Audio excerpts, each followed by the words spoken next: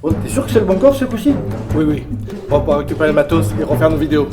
Bon, allez, faut s'y mettre avant de se réchauffer. Je voudrais pas me retrouver devant le terrible Geronimo. Allez, dépêche-toi. Mais monsieur a décidé de prendre cette technologie qui marche pas. Bon, tu vas pas t'y remettre, on en a déjà discuté. Tu sais ce que j'en pense de toute façon, c'est pas la première fois. Halte là, vous êtes cerné, mais qu'est-ce que vous faites dans la salle du coffre du grand Geronimo? Je vais vous descendre. Non, Thierry, qu'est-ce qu'on a dit? On suit les ordres, c'est moi le chef. On irait pas l'avoir, la médaille de l'honneur. Ah!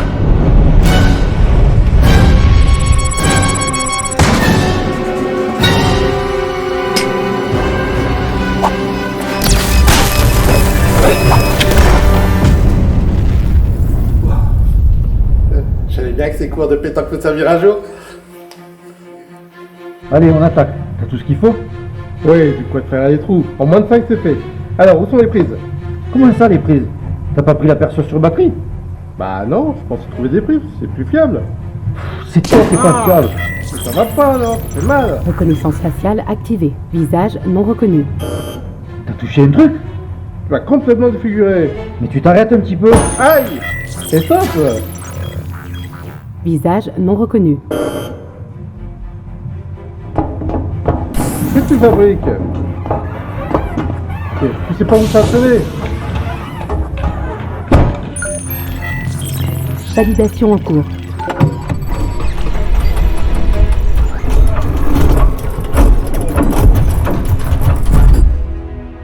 C'est ouvert.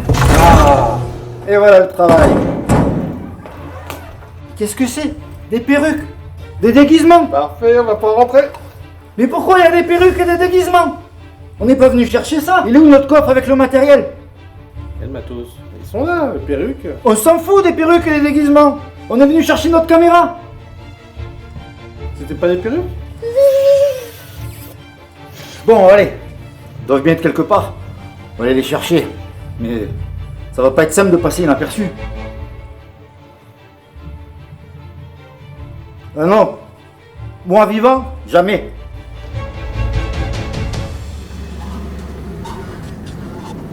T'es sûr de toi là? Oui, oui, je l'ai déjà fait plusieurs fois. C'est bien ça qui m'inquiète. Pourquoi tu ris comme ça là? C'est la première fois que ça me va si bien. Ouais, ça va tout de même. Il est pas du tout là, notre matériel. Rappelle-moi de ne plus jamais travailler avec toi. Alors, on s'est perdu? Je vous emmène chez Geronimo. J'ai trouvé ces deux gugus là. Ah, ben les voilà. Mais vous étiez où? C'est quoi? Vous êtes les techniciens remplaçants là? On vous a cherché partout. Alors je vous les laisse parce que je n'ai pas que ça à faire. Bon allez, mettez-vous en place là. Le nouveau matériel est en place. Oh, mais quel beau matos! Mais c'est exactement ce qu'on cherche. Quoi? Non, j'ai rien dit. Vous avez de la chance. On connaît bien ces modèles. David, on a bien l'habitude de s'en servir. David, c'est notre matériel. Bon, ben si vous voulez bien, on commence hein, si tout le monde est prêt. Hein. Allez, on va voir ce que vaut le matos de la concurrence. Moi, je suis prêt. Silence. Ça tourne. Action! Pour faire une scène de science-fiction, comme la scène que vous venez de voir, il y a au moins 3 grandes étapes à respecter. La première, il faut des bons assistants. Pas comme les gugus que je me coltine depuis des années, entouré d'un capable. Hein. L'autre, il met 3 plombes là, pour régler une caméra. Donc ces 3 étapes, je suis le seul à les connaître, puisque c'est moi qui les ai trouvées. Certainement pas tous ces rigolos sur Internet, ni ce Logan. Ah, qu'est-ce que je rigole. Mes vidéos, elles relèvent du génie. Et je le prouverai au monde entier. Enfin bref. Alors préparez-vous à découvrir comment, avec peu de moyens, on a réalisé une scène de science-fiction. L'avantage avec la science-fiction, c'est qu'on peut se permettre beaucoup de liberté. Même si on invente tout, il faut que ça reste cohérent à l'intérieur de l'histoire. Garder le sens, le message, l'histoire, etc. Il fallait que nos idées soient réalisables. Tout d'abord, parlons du tournage. Comme on n'a pas de budget pour avoir de vrais décors futuristes, on a tourné sur un fond vert. C'est pour ça que j'en ai profité pour voler tout le matériel de Logan. Bah oui, vous comprenez, je ne devais bien de dépasser la concurrence. Sinon, comment voulez-vous que je devienne le meilleur vidéaste? Logique, non? Enfin bref. Ah là là. Alors, le fond vert, on parlait du fond vert. Donc le fond vert me permet de me téléporter où je veux. Maintenant, tenez par exemple, là, je suis dans mon bureau. Mais si je veux être à la plage, aux Bahamas, hop, et voilà, je suis aux Bahamas, sous les cocotiers. C'est chouette, non? Et je peux aller dans n'importe quel décor numérique. Ça, c'est bien aussi. Et voilà. Et c'est ça qui est intéressant. Maintenant, c'est vrai, je le reconnais, on a été ambitieux. Parce que faire une scène entièrement en décor 3D, ça ne se fait pas en claquant des doigts. Pour faire simple, on a utilisé le logiciel Blender, on a modélisé et importé des modèles 3D pour construire nos scènes. Ça prend beaucoup de temps. Et entre chaque prise, il peut se passer n'importe quoi. D'ailleurs, la difficulté principale était de faire jouer nos acteurs dans un décor qui n'existe pas. Donc la direction d'acteur est primordiale. Pour ne pas avoir à déplacer la caméra, ce sont uniquement nos acteurs qui changent de place. C'est une mécanique qu'on n'avait encore jamais expérimentée, mais qui nous fait gagner un temps considérable.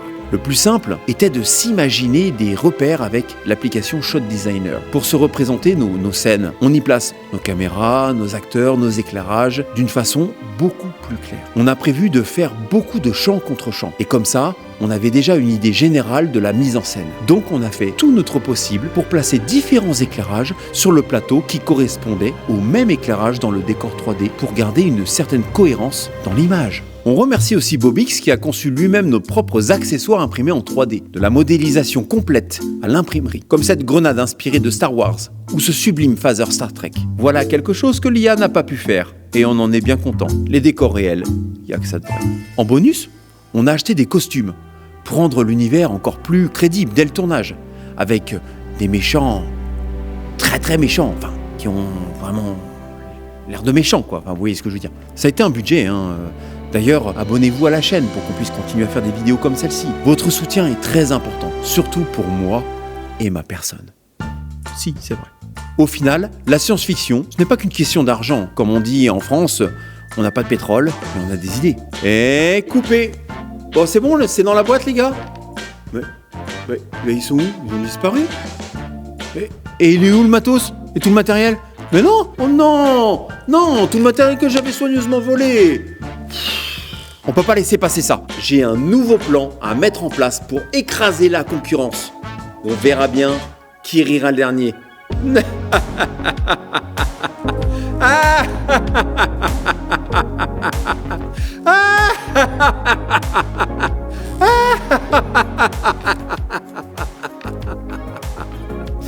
Ah, qu'est-ce que je rigole.